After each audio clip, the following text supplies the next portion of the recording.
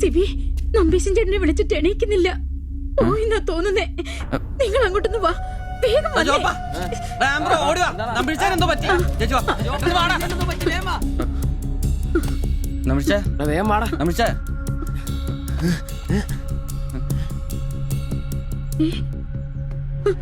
അയ്യോ,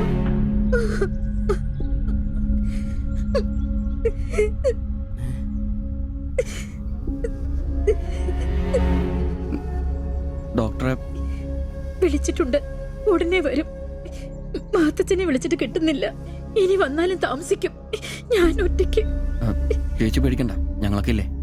മെഡിക്കൽ കോളേജിൽ വിവരം അറിയിക്കണ്ടേ? ഒരാഗ്രഹം നമ്മളോട് പറഞ്ഞതല്ലേ, അതെങ്കിലും സാധിച്ചു കൊടുക്കണ്ടായോ? ശരിയാ, അതെങ്കിലും നമ്മൾ ചെയ്യണ്ടടാ. അയ്യോ രാഘവാജകനായക ദയാനിധേ, നീ എന്നെ ഉപേക്ഷിച്ചതെന്തു ഭർത്താവീനാഥ. രക്ഷോ നായകൻ എന്നെ കൊണ്ടിതാ പോയിടുന്നു, രക്ഷിതാവായിട്ടാരുമില്ലെനിക്കയ്യോ. ഒരു കണക്കിന് പറഞ്ഞ ഭാഗ്യവനാ നമ്പീശൻ ചേട്ടൻ. ആരെ ബുദ്ധിമുട്ടിക്കാതെ അങ്ങ് പോകാൻ പറ്റിയല്ലോ. 10 ദിവസം കിടക്കേണ്ട ഒരു സാഹചര്യം വന്നായിരുന്നു എന്ത് ചെയ്തേനെ. ഇതാണ് മുകളിൽ ഒരാളുണ്ടെന്ന് പറയണത്. അവസാനമായിട്ട് ഒരെണ്ണം വാങ്ങിത്തരാൻ പറഞ്ഞത് എന്നോടാ. പാവം, ഓരോരുത്തരൊക്കെ പെട്ടെന്ന് ഇങ്ങനെ ഇല്ലാതാവുമ്പോഴാ അവരൊക്കെ നമുക്ക് ആരെങ്കിലൊക്കെ ആയിരുന്നു എന്ന് മനസ്സിലാവുന്നു. ഈ മാത്തഞ്ചന്റെ വീട്ടിലെ വേലക്കാരി ഉണ്ടല്ലോ, അവള് മുറ്റടിക്കുന്ന ഒളിഞ്ഞു നോക്കി കണ്ടോണ്ടിരിക്കുമ്പോഴാ അവസാനായിട്ട് ആ മനുഷ്യന്റെ വായന്ന് തന്തയില്ല എന്നോ വിളി കേൾക്കുന്നത്. എന്നിട്ടും എല്ലാം കണ്ടായിരുന്നാ? ഒരു ചെറിയ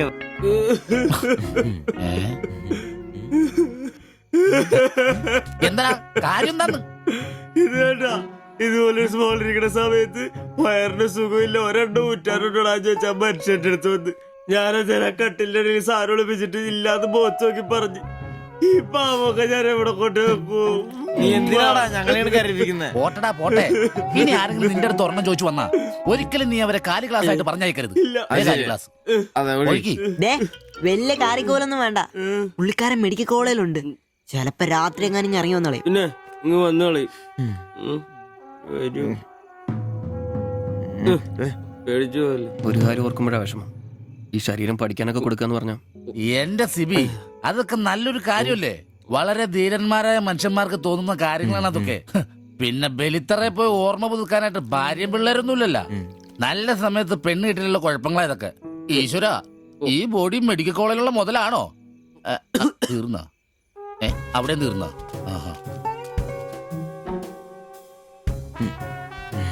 പിന്നൊരു കാര്യം, നീയൊക്കെ വണ്ടി മേടിക്കണം, കിണ്ടി മേടിക്കണം, മുതലാളിയാണോന്നും പറഞ്ഞ് മനക്കണക്കം കൂട്ടി നടന്നോ? നിന്റെയൊക്കെ ഗതിയും ഇതൊക്കെ തന്നെയായിരിക്കും. ചിരിക്കണ്ട നിന്റെ. ഈശ്വര ഭഗവാനെ, എന്റെ ഈ ബോഡി മാത്രം കാത്തോണേ.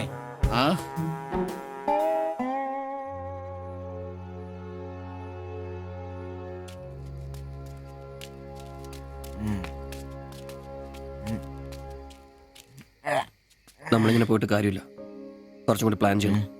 നീ എന്നതാ ഉദ്ദേശിക്കുന്നേ? വണ്ടി സ്വന്തമാക്കുന്നതിന് മുമ്പ് നമ്മൾ സ്വന്തമാക്കേണ്ട ഒരു പ്രധാനപ്പെട്ട കാര്യമുണ്ട്.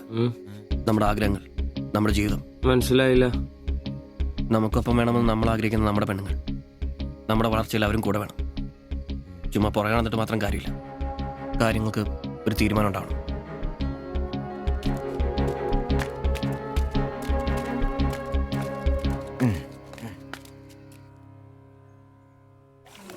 എടാ, ഞാൻ അവളോട് പറയാൻ പോവാ ഇഷ്ടമാണ്. ആരോട് ഇഷ്ടമാന്ന് പറയാൻ പോണു? എന്റെ കടയിൽ വരാറില്ലേ ആ പെടിനോട്? അങ്ങനെ തോന്നലുണ്ടെങ്കിൽ വൈകണ്ട, ഒന്ന് പറഞ്ഞു നോക്ക്. പിന്നെ ഒരു കാര്യം, അവൾ ഇഷ്ടമല്ലെന്നെങ്ങാനും പറഞ്ഞ കരഞ്ഞോണ്ട് പിടിച്ചോണ്ട് ഇങ്ങോട്ട് വന്നേക്കരുത്. കരയാനോ? ഞാനോ? എന്റെ പട്ടി കരയും. ഓ, ഇവൻ ആ പൊറോട്ട തീരക്കാരിനെ ഇഷ്ടമെന്ന് പറയാൻ പോകും. ഒറ്റയ്ക്ക് പോയാ മതി. അന്ന് അവളുടെ വീട് തപ്പി പോട്ടെ, ഏറെ കിട്ടിയത് ഓർമ്മയുണ്ടല്ലോ. ഇനി ഭാഗ്യം പരീക്ഷിക്കാൻ ഞാനില്ല. എടാ മറ്റവനെ, ഇപ്പൊ പോകുന്ന കാര്യമല്ല പറയുന്നേ. പിന്നെ ഇനി അവളെ കാണുമ്പോ ഞാൻ പറയും എനിക്ക് തന്നെ ഇഷ്ടമാണ്. മിടുക്കൻ, അത് പറഞ്ഞു കുഴപ്പമില്ല. പക്ഷെ നീ നിന്റെ അവിഞ്ഞ ലുക്ക് ഒന്ന് മാറ്റണം. എടാ അവള് നിന്നെ കയ്യിൽ കൊടുത്തല്ലേ കണ്ടിട്ടുള്ളൂ, അതും പൊടിയും കറയും പിടിച്ചിട്ട്. നിന്റെ യഥാർത്ഥ സൗന്ദര്യം അവള് തിരിച്ചറിയണം. അല്ല അങ്ങനെ ഒന്നും ഇല്ലെങ്കിലും ലുക്കിലാണ് കാര്യം. അതുകൊണ്ടല്ലേ ഞാൻ എപ്പോഴും കൂളിംഗ് ഗ്ലാസ് വെച്ച് നടക്കുന്നത്. നീ കുറച്ച് shirt, jeans, shoe, cooling glass, ടാക്ക ടാക്ക ടാക്ക ടാക്ക. മനസ്സിലായ? നിന്റെ സൗന്ദര്യം കണ്ട് അവള് ഞെട്ടണം. ഉം? ഉം.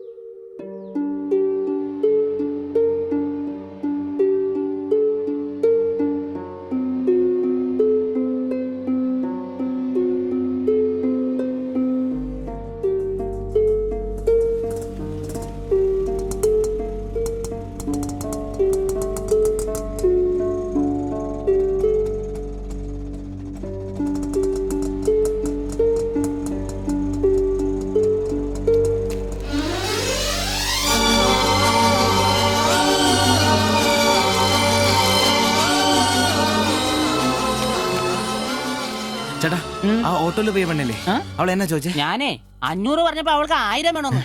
ഞാൻ 100 രൂപ ഇച്ചിരി പോണ ആളാ. പിന്നല്ലേ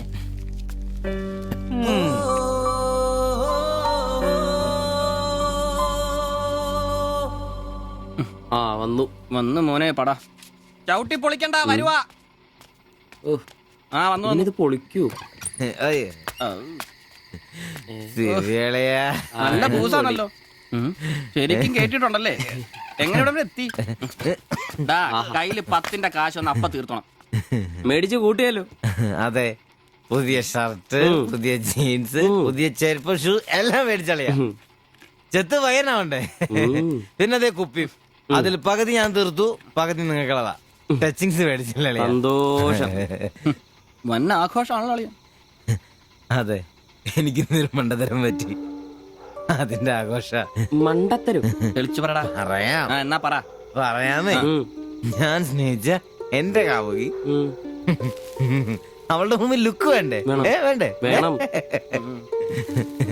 അവളുടെ സ്നേഹം കിട്ടാൻ 3000 രൂപയുടെ സാധനങ്ങൾ, പാന്റ്, ഷർട്ട്, ഷഡ്ഡി എല്ലാം.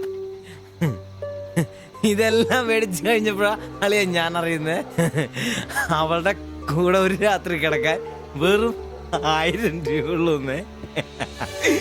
എന്റെ 3000 ഞാനാരായി? ഞാനാരായി? മണ്ടൻ, അരമണ്ടൻ. അതിന്റെ ആഘോഷമല്ലേ? നീ എന്നെ പറയുന്നേ സത്യമാണോ? തെളിയ അവള് ളിയാ, അവളെ അല്ലേ ഞാൻ സ്നേഹിച്ചു. സ്നേഹിച്ച മഹാൻ, സ്നേഹിച്ച മഹാൻ.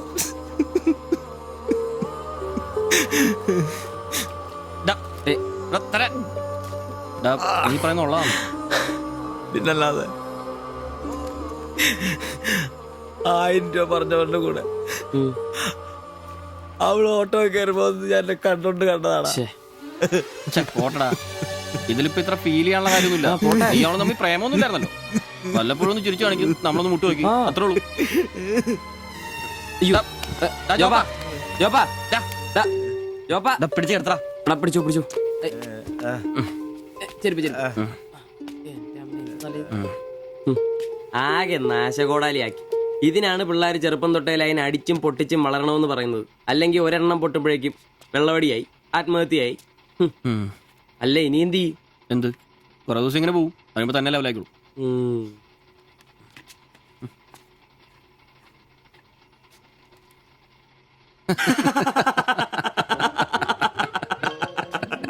ഇത് ഇപ്പോഴെങ്കിലും അറിഞ്ഞാ നന്നായി. അതെ, 1000 രൂപ കിട്ടുന്ന സാധനത്തിന് 3000 മുടക്കിട്ട് വന്ന മണ്ടൻ.